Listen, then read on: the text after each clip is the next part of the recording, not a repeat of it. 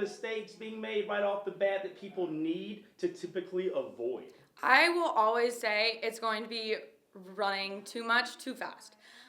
There's always, you're going to get higher risk of shin splints, any sort of stress fractures, all that kind of stuff.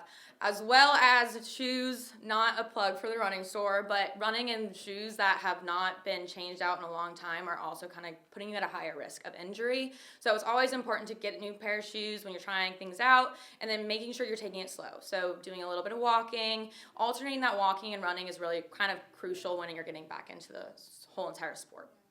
Talk to me. You talked about shoes, which is very apropos here. But let me ask you this, especially in the lead up in that final day or two going into, or the final week going into the race or any running event, or even your own home routine, how important is it to not race in brand new shoes and make sure that you've broken them in? Please don't do that. I would say do not run in a brand new fresh pair of shoes. Your feet need to get acclimated to any sort of shoe that you're running in, even if it's the same shoe that you've been running in for years and years and years. Popping a fresh one out of the box and putting it on is not the best thing that you can do.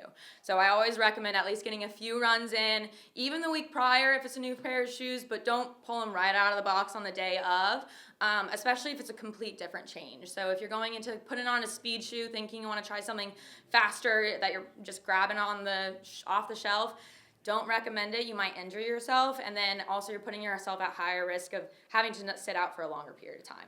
So let me get this straight. I just bought a brand new pair of shoes that I want to debut for the Crescent City Classic because obviously it's going to make me a lot faster. You're saying? I'm saying hold off. Hold off, save them for a little bit. I say probably just kind of get into the running in general. Maybe wait till they debut in a couple weeks. We have the NOTC 2-mile races coming up this summer, so those are always a fun place to kind of debut those shoes.